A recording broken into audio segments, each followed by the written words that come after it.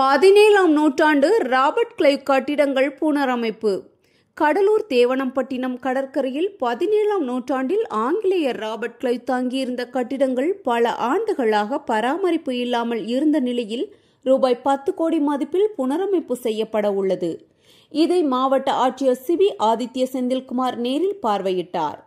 அவர் கட்டிட அடிப்பகுதியில் உள்ள சுரங்க பாதைகள் மற்றும் பழைய வழிகளை ஆய்வு செய்தார்.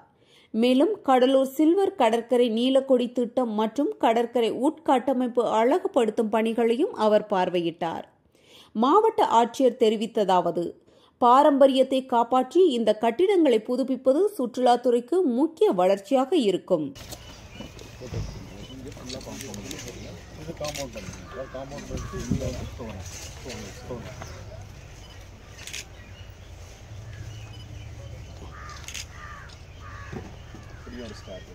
அப்படியே இருக்கு சார். அது ரூமுக்குள்ள இருந்து வர மாதிரி இருக்கு சார். இது பேக் சைடு. டேய் அண்ணா சாரிண்ணா. இங்க மட்டும் இந்த சைடு டபுள் சைடு இருந்தது. அதாவது என்ன ரீசன் சொல்றாங்கன்னா அங்க இருந்து வரவங்கள இது வழியா கூட்டிட்டு வரதா. அந்த இடத்துக்கு இது வழியா போயிடலாம். உள்ள வந்துட்டு அந்த பிளாட்ஃபார்முக்கு இப்படி போயிடலாம். அங்கே நான் ஸ்டோன் சொன்னது இந்த லெவல் தான்.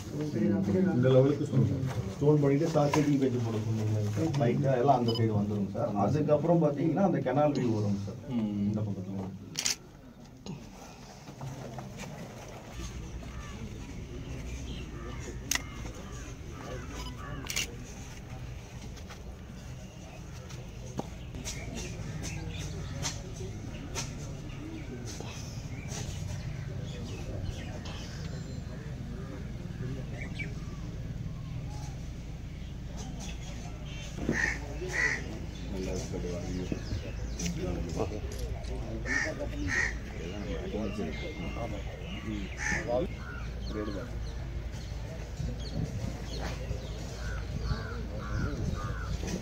பார்த்து வருமாயா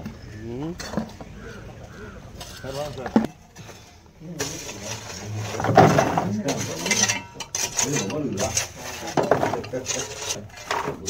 தெரியுதாங்க அது ஒன்றும் தெரியாதுங்க.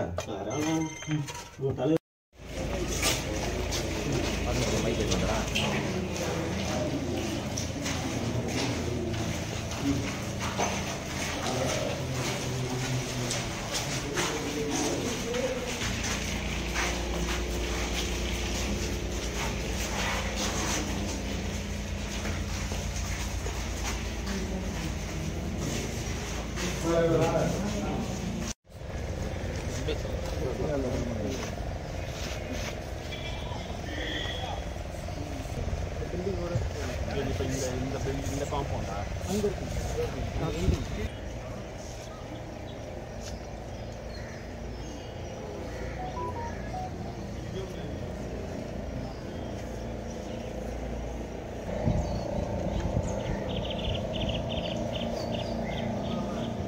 கூட்டு போய் நிற்க வச்சு எடுத்துருமா?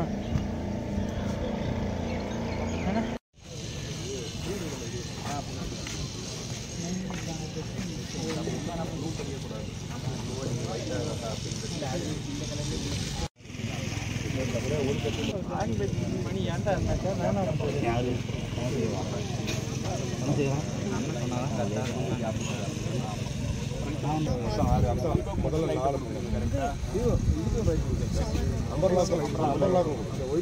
பொறுத்த வரைக்கும் நம்ம ஹெரிட்டேஜ் பொறுத்த வரைக்கும் பிடபிள்யூடி ஹெரிட்டேஜ் விங் மூலமாக பண்ணுறது வந்து அந்த பழமை மாறாமல் புதுப்பிக்கிறது. அதுதான் வந்து ஃபஸ்ட்டு கோல். அந்த காலத்தில் யூஸ் பண்ண மெட்டீரியல்ஸாக இருக்கட்டும், அந்த ஸ்ட்ரக்சர்ஸு, டிசைனு எல்லாமே வந்து அது எதுவுமே சேஞ்ச் ஆகாமல் நம்ம வந்து அது பழையபடி வந்து ஃபுல் ஸ்டெபிலிட்டியோடு நம்ம வந்து ஃபஸ்ட்டு ரெஸ்டோர் பண்ணுறது தான். ஃப்யூச்சர் யூஸ் அதை வந்து நம்ம எப்படி அதை பயன்படுத்துவோங்கிறத அதை வந்து நம்ம கவர்மெண்ட் கூட கன்சல்ட் பண்ணிவிட்டு நம்ம will take a call. Sir எந்த நூற்றாண்டு கட்டப்பட்டது? இது எல்லாமே ஸ்ட்ரக்சர்ஸ் வந்து நமக்கு வந்து ரஃப்லி 17th to 18th century ரேஞ்சில் வந்து வருதுங்க. பீச் டெவலப்மெண்ட் எப்படி சார்? இப்போ பீச் பொறுத்த வரைக்கும் நம்ம ஏற்கனவே வந்து அங்கே நெய்தல் பூங்காவும் அங்கே வந்து சில வந்து புனரமைப்பு பணிகள் வந்து மேற்கொண்டிருக்கும். அடுத்த கட்டமாக ப்ளூ ஃப்ளாக் பீச் வந்து இப்போ அதுக்கான பணி வந்து நடைபெற்றுருக்கு. ப்ளூ ஃப்ளாக் பீச் அப்படிங்கிறது அது வந்து ஒரு சர்டிஃபிகேஷன் தட் வந்து ஒரு ஸ்ட்ரெச் ஆஃப் பீச் வந்து சில ஸ்டாண்டர்ட்ஸ், குறிப்பாக வந்து எனர்ஜி கன்சர்வேஷன், கிளென்லினஸ் இது போன்ற ஸ்டாண்டர்ட்ஸ் வந்து மீட் பண்ணுறதுக்கு அதுக்கான முயற்சியும் எடுத்துகிட்டு இருக்கோம். ஸோ ஒன்ஸ் அந்த ஒர்க்கை முடித்தோடனே ஏஜென்சியில் வந்து செக் பண்ணுவாங்க, இந்த பராமீட்டர்ஸ்லாம் வந்து ஃபுல்ஃபில் ஆகுதான்னு பார்த்துட்டு நமக்கு ப்ளூ ஃப்ளாக் சர்டிஃபிகேஷன் கொடுப்பாங்க. ஸோ அதுக்கான பணிகளும் வந்து இப்போ ஃபாஸ்ட்டாக நடந்துகிட்ருக்கு. ஸோ அதுவும் சீக்கிரமாக முடியும்னு வில் எக்ஸ்பெக்ட். இது குறிப்பிட்டத்தக்க ஒரு சுற்றுலாத்தலமாக மாறதுக்கு வாய்ப்பு இருக்கா சார்? கண்டிப்பாங்க. கடலூர் பொறுத்த வரைக்கும் வந்து நல்ல பொட்டன்ஷியல் இருக்குது டூரிசம் வந்து இம்ப்ரூவ் பண்ணுறதுக்கு. அண்ட் எஸ்பெஷலி இது சொன்னது இந்த ஸ்ட்ரெச் இது வந்து ஒரு ஹெரிட்டேஜ் காரிடாராக, தட் இஸ் கடலூரோட ஹெரிட்டேஜ் காரிடாராக மாறுறதுக்கு வந்து ஒரு நல்ல வாய்ப்பு இருக்குது. அண்ட் ஃப்யூச்சரில் வந்து இது ஒரு நல்ல டூரிஸ்ட் ஃபுட்ஃபாலும், எஸ்பெஷலி பீச் பக்கத்துலேயே இருக்கிறதுனால இது வந்து ஒரு நல்ல டூரிஸ்ட் ஹப்பாக மாறுறதுக்கான வாய்ப்பு இருக்குது.